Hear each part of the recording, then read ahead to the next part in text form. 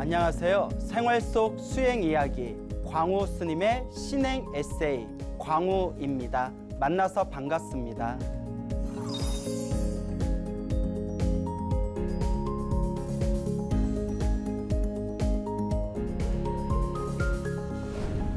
우리가 일상생활 속에서 흔히 나답다, 너답다 라는 표현을 자주 쓰죠. 그렇다면 불자답다 라는 것은 과연 무엇일까요? 불자다운 것은 어떤 것을 말할까요? 예, 맞습니다. 수행을 잘하는 것, 신행생활을 잘하는 것이 바로 불자다운 것입니다.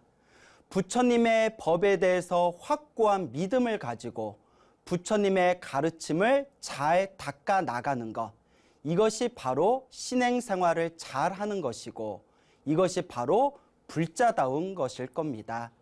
그렇다면 과연 우리가 불자로 살아가면서 여법하게 살아간다는 것은 어떤 의미가 있을까요?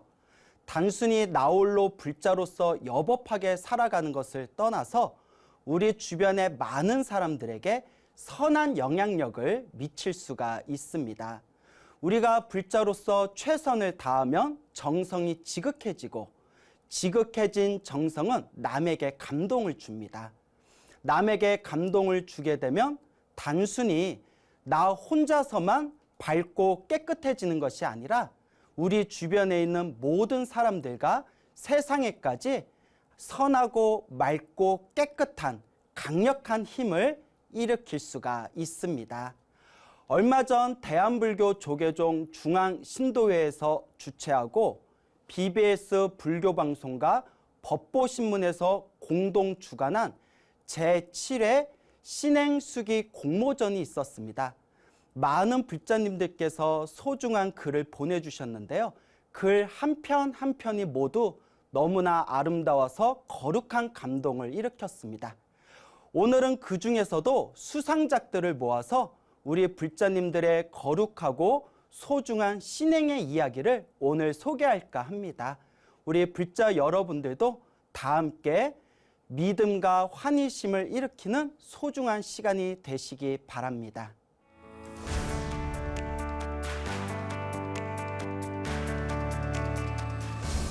먼저 제7회 신행수기 공모전에서 총무원장상을 수상한 불일심 이채순 보살님의 신행수기를 영상으로 만나보겠습니다.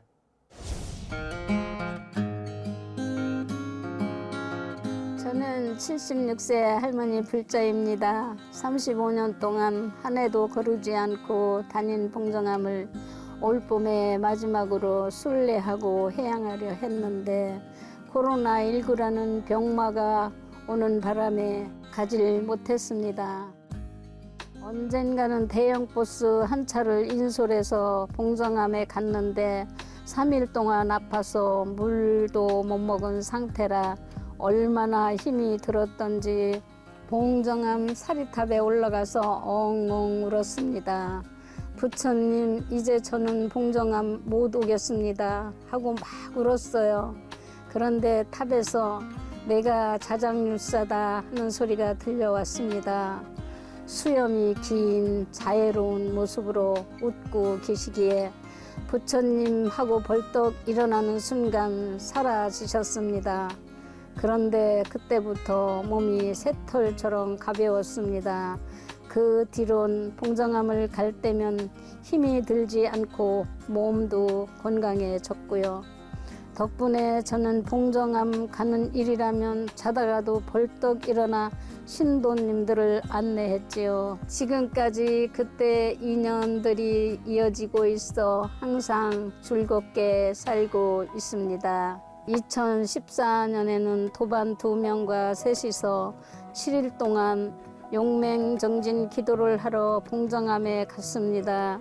밥 먹는 시간 빼고 열심히 기도하다가 졸리면 절하고 절하다 힘들면 참선하고 참선하다 졸리면 염불하고 있는 힘을 다해서 7일 기도를 해양했어요. 하산하기 전에 부처님께 108배를 올리고 나니 신중전이 환히 빛나면서 신장님이 나오셨습니다. 기도란 것이 따로 있는 게 아니고 일할 때 일하고 밥 먹을 때 밥 먹고 잠잘 때 잠자는 게 기도니라. 깜짝 놀라 부처님하고 자리에서 일어나는 순간 이번에도 신장님은 사라지셨습니다. 하산하는 길 7일 전 올라올 때 그 산이 아니었습니다. 산하 계곡이 천상이요 극락이었습니다. 집에 돌아온 뒤로 지금까지 하루하루 감사하며 기쁜 마음으로 살고 있습니다. 평생을 시장 통해서 장사를 하며 먹고 살았습니다. 늘 바빠서 동동거리다 코로나19로 지난 몇 달 시간이 여유로웠습니다. 책도 읽고 이렇게 못 쓰는 글도 써보고 최선을 다해 재미있게 보내려 하고 있습니다. 세계가 다 겪는 재해인데 우리 한국은 아주 잘 이겨내서 고맙고 감사합니다. 모두가 행복했으면 하는 바람입니다. 나무 석가모니불, 나무 석가모니불, 나무 시야본사 석가모니불. 예, 불자 여러분, 우리 불일심 이채순 보살님의 신행수기가 담긴 영상 잘 보셨나요? 35년 동안 매해 한 해도 빠지지 않고 설악산 봉정암으로 성지순례를 다니면서 신행생활을 이어오고 계신다고 합니다. 와, 정말 대단하다는 말밖에 나오지가 않는데요. 사실 저같이 젊은 스님도 설악산 봉정암 올라간다 하면 머리부터 뜨악한 생각이 일어나기 마련이거든요. 정말 저런 노구의 몸을 이끌고 지극한 신심으로 설악산 봉정암에 성지순례 가시는 그 모습이 참으로 아름답다라는 생각이 듭니다. 우리 신라시대 때 큰 고승이셨던 자장율사 큰 스님께서 중국에 건너가셔서 석가모니 부처님의 진신사리를 가지고 신라 땅으로 귀국을 하십니다. 그리고 이 진신사리를 5군데에 정멸보궁을 모시게 되죠. 그래서 설악산 봉정암, 오대산 상원사 정멸보궁, 그리고 통도사 금강계단, 태백산 정암사 정멸보궁, 그리고 법풍사 정멸보궁이 있습니다. 그 중에서도 가장 많은 불자들에게 사랑받은 정멸보궁을 꼽으라면 아무래도 설악산 봉정암을 먼저 머리에 떠오르기 마련이죠. 그래서 우리 주변에 있는 수많은 불자님들을 보면 이름난 기도 도량에 가서 정성으로 기도했더니 큰 가피를 받으셨다라는 이야기를 종종 듣고는 합니다. 여러분, 기도는 4글자로 딱 줄여서 표현을 하자면 불가사의라고 말할 수가 있습니다. 불가사의. 생각으로는 헤아릴 수가 없고 생각으로는 따질 수가 없는 깊고도 심오하고도 거룩한 세계가 바로 기도의 세계입니다. 기도는 말 그대로 부처님과 보살님들의 거룩한 가피가 담겨져 있는 우리 중생들의 일반 머리로는 따질 수가 없는 불가사의한 세계가 바로 이 기도와 가피의 세계가 될 것입니다. 어떤 분들은 이런 이야기를 합니다. 한국 불교에서 기복불교는 옳지 못하다. 하지만 저도 처음에는 참선을 하면서 기복불교를 좋지 않게 생각한 적도 있었지만 부처님의 경전을 찬찬히 공부하면서 저의 견해가 많이 바뀌었습니다. 왜냐하면 모든 중생이 다 깨달음을 추구하기는 힘듭니다. 그래서 부처님께서도 중생들의 수준에 맞춰서 법을 설하셨기 때문에 84,000본문이 벌어지게 된 것이죠. 모든 중생이 다 깨달음과 지혜와 자비를 추구할 수가 없기 때문에 때때로 중생들은 자기의 개인적인 목적이나 바램을 위해서 절에 다니기도 합니다. 그런데 기복불교에는 놀라운 복선이 깔려져 있습니다. 혹 어떤 불자가 깨달음이나 지혜와 상관없이 자기의 개인적인 욕망이나 바램을 위해서 절에 갔다 하더라도 그 개인적인 욕망과 바램 때문에 부처님께 절을 하고 또 부처님 도량에 보시를 하고 또 부처님의 불상 앞에서 정성껏 기도를 하는 것 그 자체가 언젠가 깨달음을 얻을 수 있는 소중한 선억 공덕의 인연을 심는 아주 거룩한 행위이기 때문입니다. 우리가 지금 기복불교라고 여기는 것도 언젠가는 부처님과 인연을 맺은 이 공덕으로 결국은 우리도 깨달음을 얻게 되고 성불할 수밖에 없는 그런 심오한 길로 갈 수 있는 첫 발자국이 되는 것이죠. 또 우리가 인생사를 살다 보면 너무나 힘들고 괴롭고 답답할 때가 있습니다. 저도 평소에 불자님들에게 그런 상담을 가끔씩 받는데요. 스님, 너무 사업이 안 됩니다. 스님, 남편 때문에 속상합니다. 스님, 자식 때문에 문제가 생겼습니다. 스님, 살아가는 게 왜 이렇게 힘들고 괴롭고 답답할까요? 이렇게 자기만의 고통과 아쉬움을 토로하고 있는 사람한테 그런 거 다 필요 없어, 그냥 깨달으면 돼! 이래버리면 그 불자가 과연 제대로 받아들일 수 있을까요? 그래서 우리도 눈높이에 맞춰서 불자를 인도하고 제도하고 바르게 길로 이끌어 줄 수 있는 방편의 자세가 필요합니다. 그 첫걸음이 바로 부처님을 지극한 마음으로 믿고 받들고 닦아 나아가겠습니다. 저를 도와주시옵고 저를 바른 길로 이끌어 주십시오라는 그 소박한 불자의 마음이 바로 언젠가 우리도 성불할 수 있는 첫 발자국이 될 수가 있는 것이죠. 그러니까 무조건 기복불교라고 해서 나쁘다고 여길 필요는 없다고 봅니다. 언젠가 그 기복불교도 성불할 수 있는 깨달음의 단초가 될 수 있으니까요. 제 주변에 많은 불자님들께서 너무나 힘들고 괴롭고 답답할 때 지극정성으로 부처님께 기도하고 지극정성으로 보살님들께 기도해서 엄청난 가피와 영험을 느끼신 분들이 주변에 굉장히 많습니다.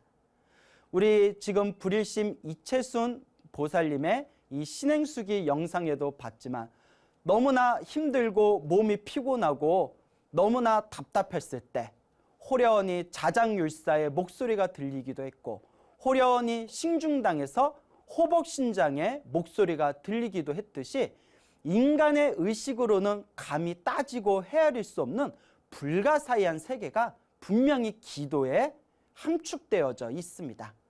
물론 이런 거에 너무 집착해서는 안 되죠. 하지만 올바로 부처님의 경전을 공부하고 올바로 부처님의 법문을 공부하는 불자라면 이러한 불가사의한 어떤 현상에 대해서 또 너무 집착하지 않을 거라 생각을 합니다. 다만 이 이상하고도 신비한 기도의 세계를 무시하지는 말아라. 그래서 우리가 지장경을 본다거나 관세음보살 보문품을 본다거나 아미타경을 본다거나 약사열의 약사경을 보면 분명히 부처님께서 이와 같은 놀라운 가피와 신통의 힘으로써 중생을 제도하겠다고 서원을 세우시고 실제로 중생들을 올바른 길로 이끌어 주시는 놀라운 이야기들이 펼쳐지고 있습니다. 불자님들이 우리 부처님의 경전을 믿지 않는다면 우리가 무엇을 믿을 수 있겠습니까? 부처님의 경전에 나와 있는 그 놀라운 가피와 그 놀라운 신비의 힘을 절대 의심하지 마시기 바랍니다. 하지만 또한 너무 집착하실 필요도 없습니다. 부처님의 가르침을 절대 머리로 지식으로 따지거나 이해하려 하지 말아라. 제가 자주 당부를 드립니다. 불교는 수행의 종교고 실천의 종교고 체험의 종교입니다. 여러분들이 불교를 지식으로 헤아리거나 지식으로 따지지 않고 마음을 텅 비우고 오직 불보살의 가피를 의지하면서 몸과 마음으로 잘 닦아 나아간다면 부처님의 가피가 분명히 있었구나. 부처님의 힘이 분명히 우리와 함께하고 있구나. 부처님의 가르침을 받드는 우리 불자야말로 가장 이 세상에서 당당한 수행자의 모습이구나라는 것을 분명히 마음속으로 크게 깨달으실 날이 올 겁니다. 그러니 따지지 말고 분석하지 말고 마음을 텅 비우고 오로지 부처님의 가르침을 믿고 의지하면서 한번 잘 닦아 나가시기 바랍니다.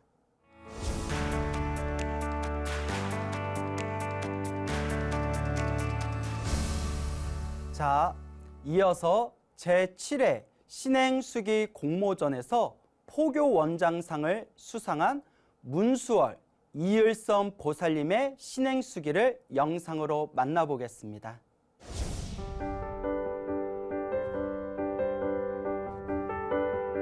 (1998년) IMF로 남편이 하던 자영업이 실패하자 나는 어딘가에 의지하고 싶어졌다. 병환 중인 친정아버지까지 돌보느라 심리적으로 경제적으로 너무나 힘들었던 시절이었다. 나는 집 근처에 있는 불광사를 찾았고 보광당의 부처님을 뵙자 하염없이 눈물을 흘렸다. 그러던 중 구 법회의 한 도반님이 같이 새벽 기도를 다니자고 제안을 했다. 남편과 함께 열심히 일을 했고 도반과 함께 열심히 기도한 덕분에 가정 형편은 나아지기 시작했다. 이제야 내게 맞는 옷을 입었다는 마음에 신심도 생겨났다. 그러다가 불광사 신도 기초 조직인 법등의 마하 소임을 맡으면서 전법을 하겠다는 서원을 세웠다.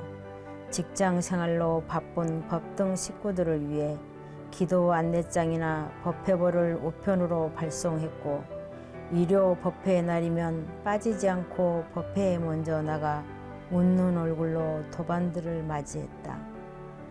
2013년에는 한 도반의 권유로 포교사 시험도 보게 됐다. 퇴근하고 집에 오면 열심히 공부했고 결과는 합격. 6개월 동안 포교사 연수와 품서를 받은 후로는 군 법당으로 포교 활동을 다녔다. 주말이면 군 장병들 간식과 법문 준비를 했다. 몸은 천근만근 무거웠지만 마음은 오히려 가벼웠다. 그렇게 모든 생활이 순탄하게 이어지던 2013년 11월 남편이 폐암 3기라는 통보를 받았다. 부처님이 계시기에 나는 결코 절망하지 않았다. 죽을 힘을 다해 기도하면 암을 극복하리라 믿었다. 그러나 현실은 녹록하지 않았다. 남편의 병세는 점점 악화되어 가고 결국 가족들 기도 소리를 들으며 부처님 곁으로 돌아가셨다. 숨을 쉴 수조차 없을 정도로 고통스러운 나날들을 나는 명상에 매달리며 이겨냈고 매일 아침 잊지 않고 부처님께 기도했다. 큰 고난 앞에서도 무너지지 않을 수 있었던 건 부처님의 가르침과 기도의 끈을 놓지 않은 신심 덕분이었다. 내게 신심의 싹을 틔워주며 새벽 기도로 이끌어 주었던 도반 덕분에 오늘의 불자 문수월이 있듯이 나도 누군가의 가슴에 신심의 씨앗을 심어주고 싶다. 나는 기도할 때마다 늘 소원한다. 우리 가족 모두가 부처님 법 안에서 살다 죽겠다고, 다시 태어나도 부처님 제자로 생활하고 싶다고. 사람 몸을 받고 부처님 법을 배우고 있는 지금의 내가 너무 행복하다. 예, 문수월 이을섬 보살님의 감동 가득한 신행수기 영상 지금 보았습니다. 문득 부처님께서 하신 말씀이 떠오릅니다. 부처님께서 제자들에게 다음과 같이 말씀하셨습니다. 도반은 참으로 중요하다.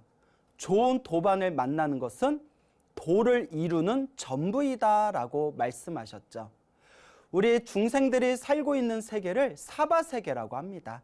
사바세계라는 것을 한문으로는 인토라고 번역을 합니다. 참을 인자를 사용하죠. 즉 참아야만 살 수 있는 세계, 참아야만 살 수 있는 국토가 바로 이 사바세계고 바로 인토입니다. 참아야만 살 수 있는 이 세계는 괴로움과 고통이 가득합니다. 이 힘들고 괴롭고 고통스러운 이 사바세계에서 우리를 지탱해 줄 수 있는 좋은 벗이 바로 같은 길을 가는 불자의 길, 바로 도반의 길이 아닐까 생각합니다. 우리 문수월 보살님께서 좋은 도반들을 통해서 마음에 큰 신심을 일으켰고 또 중간에 가슴 아픈 일을 겪었을 때, 너무나 가슴이 답답해서 숨쉬기조차 힘들었을 때 부처님의 가르침을 받들면서 그 힘든 고비를 잘 이겨내셨습니다. 저는 이 영상을 보면서 바로 이것이 우리 불자들이 닦아 나아가야 할 아름다운 모습이 아니겠는가라고 생각해 봅니다. 우리는 흔히 불자로서 생활하고 부처님께 기도하면서 살아가다가 혹 안 좋은 일이 생기거나 혹 고통스러운 일이 닥치게 되면 부처님도 영험이 없나 보다, 기도도 효과가 없나 보다, 종교라는 거 다 필요 없다라는 약한 마음을 품기도 합니다. 하지만 부처님께서는 절대 나를 믿기만 하면 모든 일들이 술술 풀린다라고 말씀하신 적이 없습니다. 다만 내가 지은 업은 내가 받기 마련이니 반드시 선업을 짓고 공덕을 쌓아라라고 우리 중생들이 가야 할 바른 길을 가르쳐 주셨을 뿐입니다. 그와 같이 부처님의 가르침을 받들면서 우리가 살아갈 때 우리 인생에 혹 예기치 못한 고통이나 답답한 일이나 괴로움이 닥치게 된다면 우리 불자들은 어떻게 극복해야 될까요? 바로 그 해답을 우리 문수월 이을선 보살님이 보여주신 것 같습니다. 너무나 힘들고 괴롭고 답답할 때 기도를 하고, 너무나 힘들고 괴롭고 답답할 때 부처님께 의지합니다. 부처님의 품 안에서 같은 길을 가고 있는 도반의 도움을 받으면서 우리의 믿음을 잘 닦아 나아갑니다. 부처님께서는 말씀하십니다. 좋은 일도 나쁜 일도 모두 내가 지은 업이다. 나는 기억하고 있지 못하지만 전생에 지었던 모든 선업과 악업이 그대로 나의 행복과 불행으로 나타날 뿐입니다. 좋은 일이 생기고 행복한 일이 생기면 전생에 내가 복을 많이 지어서 이렇게 좋은 일이 생겼나 보구나. 더 열심히 선업을 지을 뿐입니다. 혹 힘들고 괴롭고 답답한 일이 생기면 내가 전생에 지은 빚이 있나 보구나. 지금 이 빚을 닦고 있구나. 그러니 더 열심히 선업을 닦아야 되겠다라고 결심할 뿐입니다. 우리 불자 여러분들께서는 힘들고 괴롭고 답답할 때 어떻게 극복하고 있습니까? 남을 원망하고 있습니까? 자기 자신을 자책하고 있나요? 세상을 한탄하고 조상 탓을 하고 있나요? 우리가 닦아나갈 진정한 불자의 모습은 좋은 일도 나쁜 일도 내 마음속에 다 녹여내고 다만 묵묵히 기도하고 복을 짓고 선업을 쌓고 공덕을 지어 나갈 뿐입니다. 이 세상 그 어떤 사람도 모든 것이 만족스럽고 편안하고 행복한 사람은 없습니다. 다 저마다 자신만의 숙제가 있고 더 자기마다 자신만의 빚이 있고 다 자기마다 자신만의 힘든 사연들이 있습니다. 그것을 잘 풀어나갈 줄 아는 것이 바로 수행의 묘미가 되겠죠. 매일매일 부처님께 기도하면서 제가 전생에서부터 알고 지었건 모르고 지었건 제가 지은 모든 업장들을 참회합니다라는 이 참회의 마음과 부처님 제가 그래도 이번 생에 사람으로 태어나 불법을 만나서 너무나 감사합니다. 부처님 감사합니다라는 이 감사의 마음과 부처님 앞으로 제 앞에 어떤 일이 일어나더라도 부처님을 믿고 의지하면서 바른 길을 묵묵히 닦아 나아가겠습니다라는 이러한 의지의 마음을 닦을 때 우리의 인생은 점점 아름답게 변화되어질 것입니다. 우리 불자 여러분들께서는 흔히 이런 생각을 하십니다. 내가 절에 다니니까 앞으로 좋은 일들이 많이 생기겠지. 내가 부처님께 기도하니까 앞으로 좋은 일들이 많이 생기겠지. 하지만 반드시 꼭 우리 불자 여러분들께서 명심해야 할 사항이 있습니다. 그것은 내가 지은 업은 반드시 내가 받기 때문에 절에 열심히 다닌다 하더라도 내가 전생에 지어놓은 좋지 못한 빚이 있다면 그것도 또한 내가 감내해야 할 숙제다라는 것을 꼭 명심하셔야 됩니다. 우리의 삶에 있어서 항상 좋은 일만 일어날 수는 없는 것 같습니다. 그래서 어떤 분이 인생을 비유할 때 파도에 비유하기도 합니다. 바다에서 파도는 잔잔하기도 하고 때로 바다에서 파도는 거센 바람에 의해서 크게 출렁거리기도 합니다. 그것이 바로 우리 인생의 모습과 같다는 것이죠. 때로는 따뜻한 햇살 아래에서 잔잔한 바다와 같이 우리 인생이 평온할 때도 있고 때로는 전혀 예기치 못한 혹은 우리 사람의 몸으로 감당하기 힘든 거센 바람의 파도가 밀어닥칠 때도 있습니다. 바로 그게 인생입니다. 그 인생에서 내가 올바르게 중심을 잡을 수 있는 가장 훌륭한 존재들이 바로 스승과 도반입니다. 좋은 스승과 좋은 도반을 만나는 것은 정말 전생에 큰 복덕과 성근과 선업의 인연이 있어야만 합니다. 하지만 우리 불자 여러분 꼭 명심하십시오.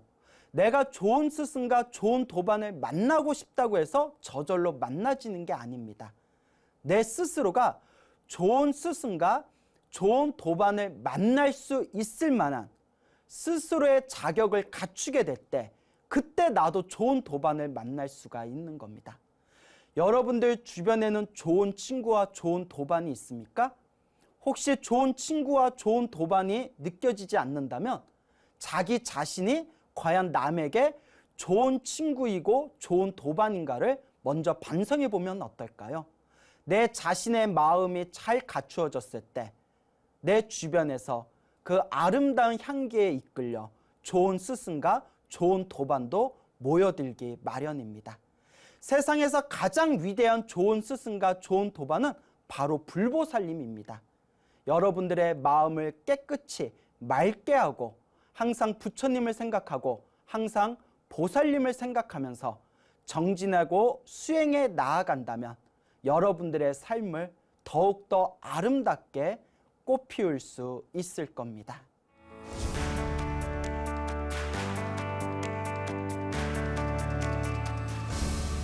끝으로 제7회 신행수기 공모전에서 BBS 불교방송 사장상을 수상한 반야지 김영화 보살님의 신행수기를 영상으로 만나보겠습니다.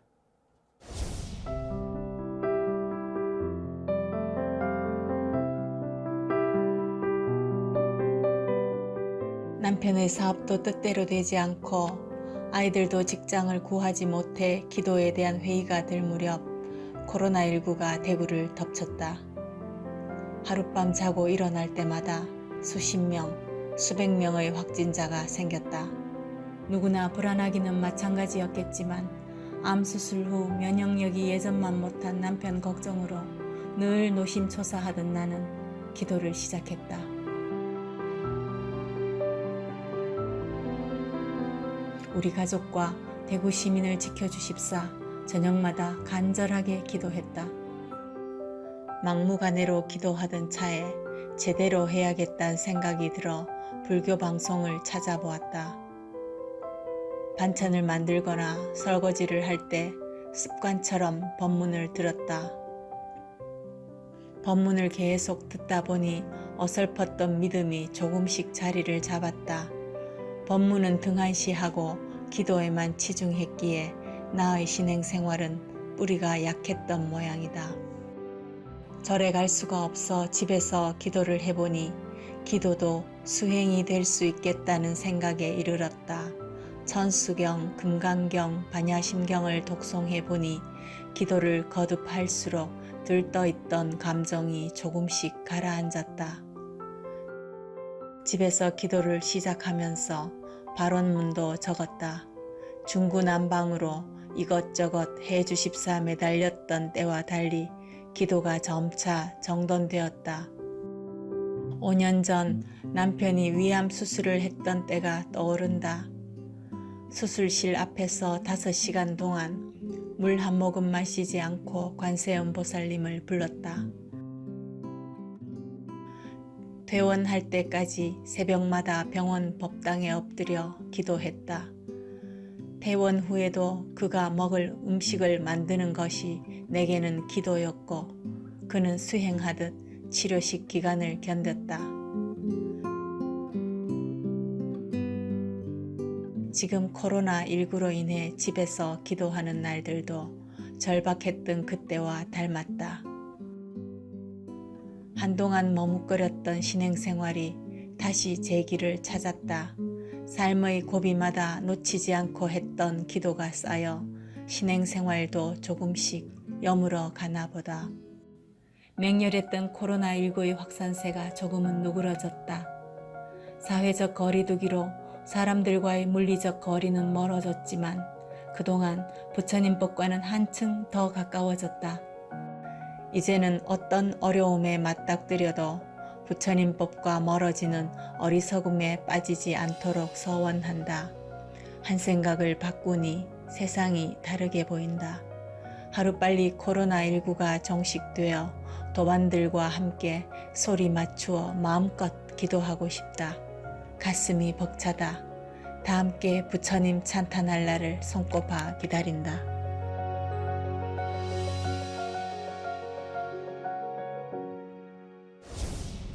예, 반야지 김영화 보살님의 마음 따스해지는 신행수기 잘 보았습니다. 제가 평소에 불자분들에게 이런 이야기를 합니다. 절대 불교를 지식으로 다가가지 말아라. 불교를 절대 머리로 따지지 말아라. 몸으로, 실천으로, 수행으로 불교를 체험해라 라는 말씀을 자주자주 드립니다. 그러니까 또 제 말을 오해하셔가지고 또 이렇게 물어보시는 분들이 계십니다. 그럼 스님, 불교 교리 공부 안 하고 그냥 기도만 열심히 해도 되겠네요? 당연히 아닙니다.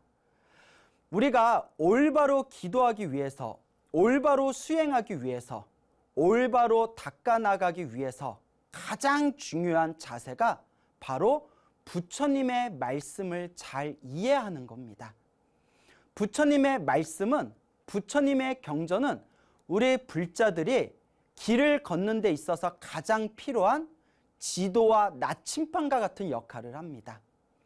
아무리 열심히 걸어도 동쪽으로 가야 되는데 서쪽으로 가고 있다면 그것은 올바른 여행이라 말할 수가 없습니다.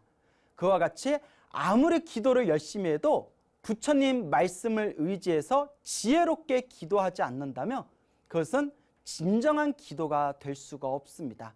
그래서 저는 불자님들께 몸으로, 수행으로 닦아 나아가되 반드시 부처님 말씀을 공부하고 반드시 부처님 경전을 의지해서 부처님 경전에 입각하여 기도하고 수행해야 됩니다 라고 자주자주 말씀을 드리죠.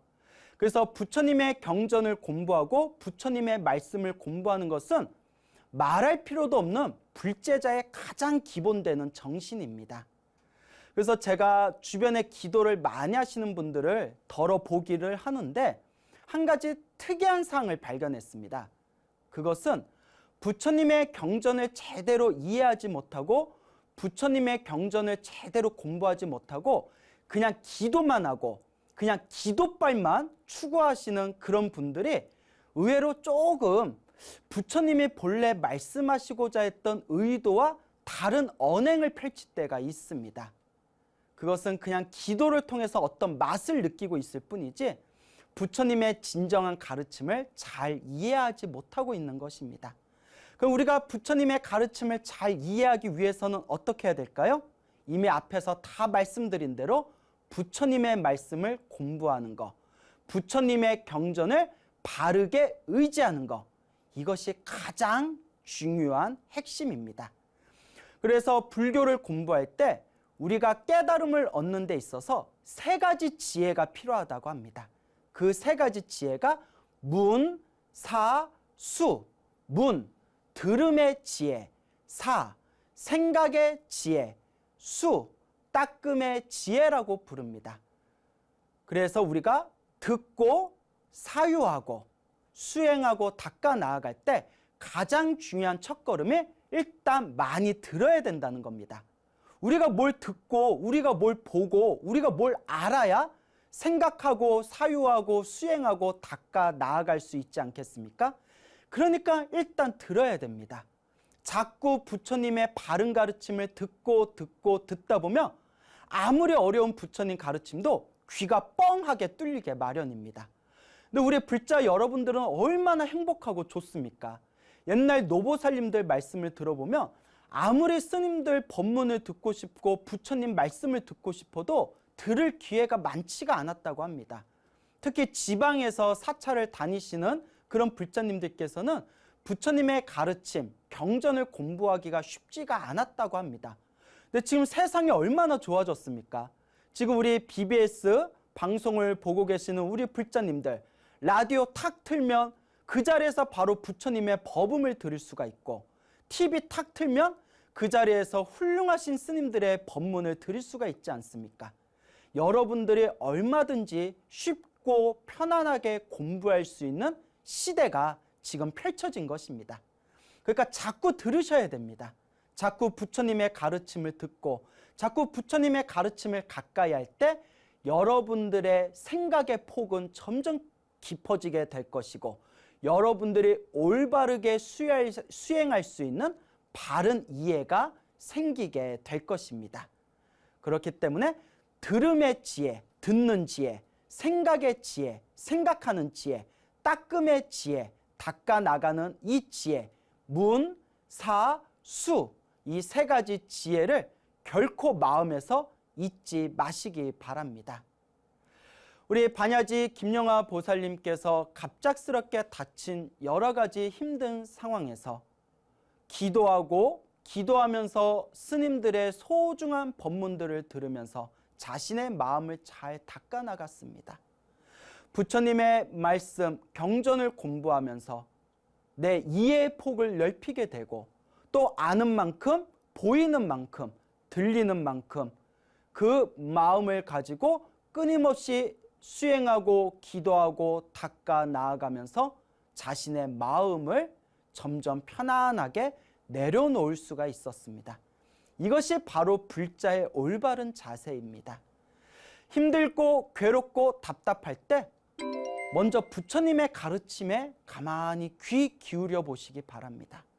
힘들고 괴롭고 답답할 때 마음을 텅 비우고 부처님을 향해서 간절하게 기도해 보시기 바랍니다. 인생은 참으로 다사다난합니다. 어제는 웃었다가 오늘은 울고, 오늘 울었지만 또 내일은 웃게 되는 것이 바로 인생의 굴곡 많은 고비인 것 같습니다. 이 속에서 우리 불자들이 중심을 잡고 기준을 세우고 자신의 마음을 편안하게 내려놓을 수 있는 가장 좋은 방법이 바로 부처님의 가르침을 의지하면서 수행하고 정진하는 것입니다. 그리고 우리가 올바로 수행하고 정진하기 위해서는 반드시 경전에 의지해야 됨을 제가 여러 번 간곡하게 말씀드리는 바입니다. 부처님의 말씀이 어렵다고 해서 포기하지 마시기 바랍니다. 아무리 어려운 부처님의 말씀이라 하더라도 보고 보다 보면 눈이 뜨이게 되고, 듣다 보면 귀가 트이게 됩니다. 예전에 어느 불자님이 계셨는데요. 그 불자님께서 스님, 제가 스님 밑에서 경전 공부하고 있는데 어려워요. 무슨 말인지 잘 모르겠어요 라고 말씀하실 때, 보살님 1년, 2년, 3년 꾹 참고 계속 듣고 들어보세요. 듣다 보면 결국 그 얘기가 그 얘기고 저 얘기가 저 얘기입니다. 자꾸 듣다 보면 그 소리였구나 하고 귀가 트이게 될 겁니다. 그러니까 포기하지 마시고 자꾸 법문을 들으시기 바랍니다 라고 말씀드린 적이 있었죠. 그리고 몇 년이 지난 뒤에 그 보살님이 활짝 웃으면서 저에게 직접 말씀하시더라고요. 스님 말씀이 맞네요. 자꾸 듣다 보니까 이제 무슨 소린지 조금 귀가 들리기 시작합니다, 스님. 이제 경전을 보면 예전에는 까막눈 같은 느낌이었는데 부처님 경전이 무엇을 말씀하시려고 하고 있구나라는 것이 조금씩 눈에 보이기 시작합니다, 스님이라고 말씀을 하실 때 제 기분이 너무나 좋았습니다. 여러분이 만약 부처님의 가르침이 어렵다고 중간에 포기해버린다면 더 이상 닦아 나갈 수가 없겠죠. 그러니까 여러분, 어렵다 생각만 하지 마시고 자꾸 부처님의 법문을 가까이 하시고, 우리 BBS 불교 라디오 방송도 자주 들으시고, 또 BBS 방송도 자주자주 시청하면서 여러분의 눈과 귀를 활짝 열어 보이시길 바랍니다.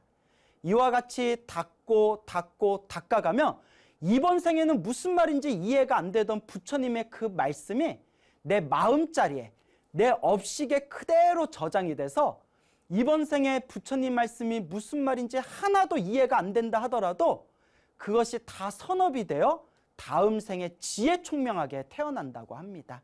그러니까 절대 어렵다라고 푸념하지 마시고 그저 꾸준히 듣고 보고 수행하고 정진해 가시기 바랍니다.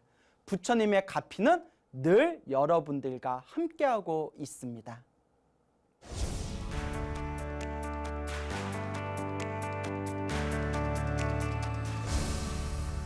여러분 잘 보셨나요?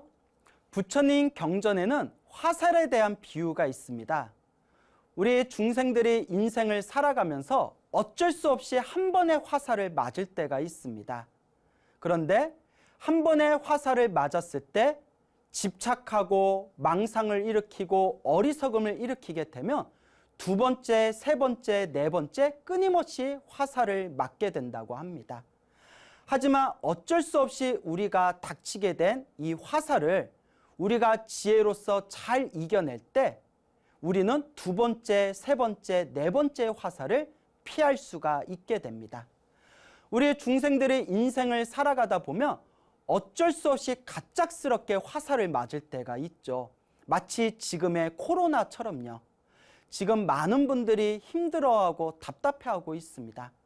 하지만 이럴 때일수록 우리가 더욱 믿음을 가지고 우리의 복과 선업과 공덕을 쌓아야 할 때라고 저는 생각합니다. 부처님의 가피는 분명히 있습니다. 그리고 지금 겪고 있는 이 고통도 어찌 보면 내가 과거에 지었던 내 빚을 갚고 있는 숙제일 수가 있습니다. 지금 힘들고 괴롭고 답답할 때 나의 빚과 나의 숙제와 그리고 나의 업장을 닦아 나간다는 마음으로 묵묵히 부처님의 가르침을 잘 수행 정진하는 불자가 되도록 노력합시다. 오늘 여기서 마치겠습니다. 생활 속 수행 이야기 광우스님의 신행 에세이 감사합니다. 성불하십시오.